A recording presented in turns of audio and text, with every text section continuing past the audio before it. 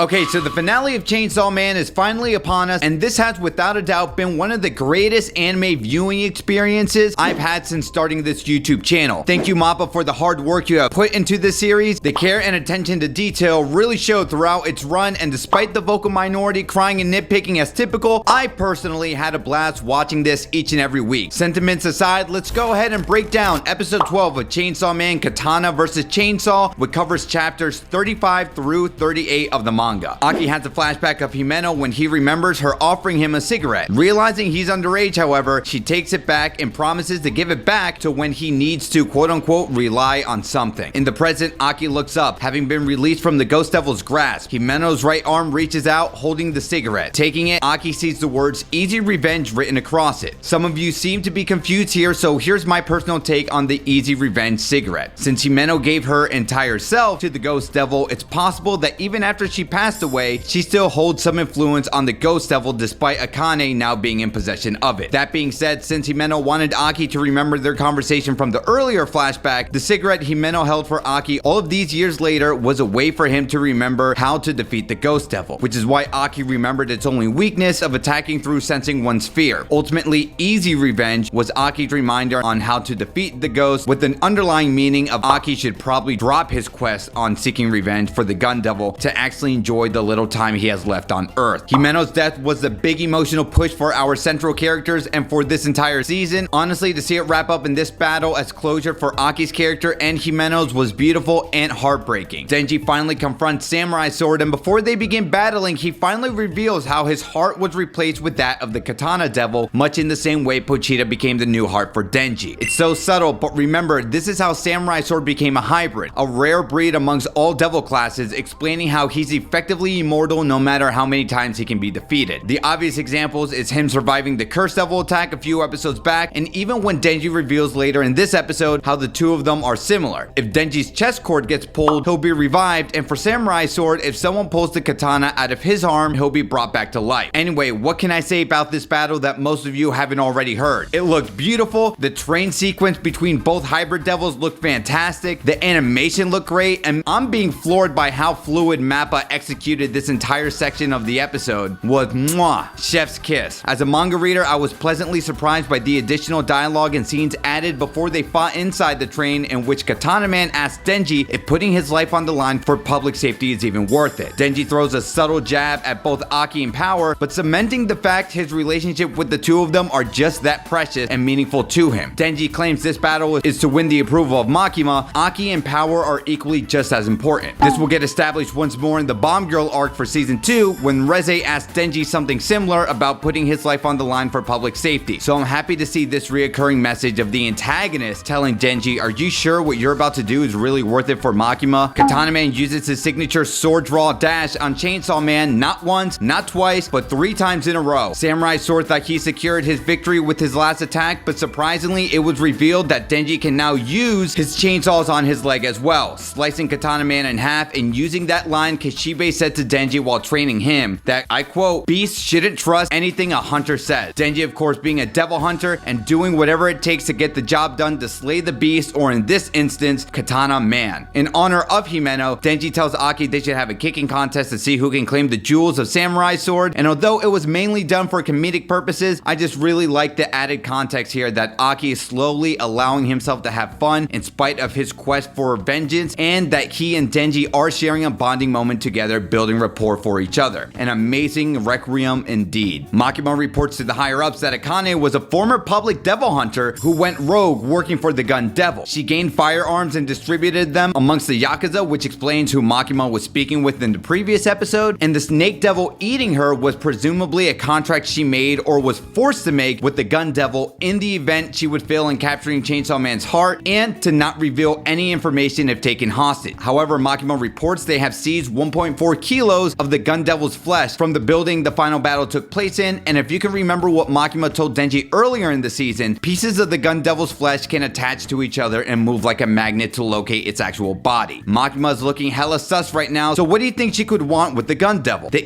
ED by Eve, who have also done music for JJK, was incredible here in this montage of the Aki family. Yes, I'm calling them the Aki family, hanging out and being so incredibly wholesome towards one another. Just another great example of what additional added post-credit sequences the anime portrayed to establish the bond and relationship I wish the manga could have given more examples of. Aki is then shown smoking the easy revenge cigarette Himeno gave to him. Denji is seen having the reoccurring nightmare that the anime opened with in season 1, and if you want to know the meaning behind it and the door, you can click on this video I made discussing it. Pochita is revealed to be behind the door and tells Denji whatever he does to not open it. Is Pochita protecting Denji from the truth of something tragic and horrific, or can it be something else? The post-credit scene has manga readers up in arms about seeing Best Girl, and I made another video describing who this is, but to keep it hush-hush for the anime onlys, she begins walking up to the cafe wondering if Denji is a country mouse or a town mouse. The town mouse and the country mouse is one of Aesop's fables, in which in this fable, the moral is simple. A simple life in peace and safety is preferable to a life of luxury tortured by fear. It means that the country mouse would rather live in a country where it's quiet and simple instead of a nice and luxurious life in the city where it is dangerous. This idea interestingly parallels to that of the major characters in Chainsaw Man, which will get further explored in the season 2 anime. Would you say Denji is a country mouse or a town mouse? Sadly, the anime concluding in Jump Festa back in December gave zero information on a Chainsaw Man season 2 release date, but if I had to predict on when it would drop, I'm going to say 2024. MAPPA has given out the major works ahead of them in 2023 by animating JJK season 2, Vinland Saga, and even Attack on Titan, the final season to the third power. So with no news announcement, on top of knowing MAPPA's busy schedule next year, it seems like 2024 is a safe bet for Chainsaw Man. I would love to be proven wrong, but if the anime onlys have now started reading the manga because they can't wait until 2024, welcome to the community. There are plenty of videos on my channel where I explain what happens directly after the Katana Man arc. Speaking of, if you want to know who this mysterious woman is right now, you're going to want to click on this video right here.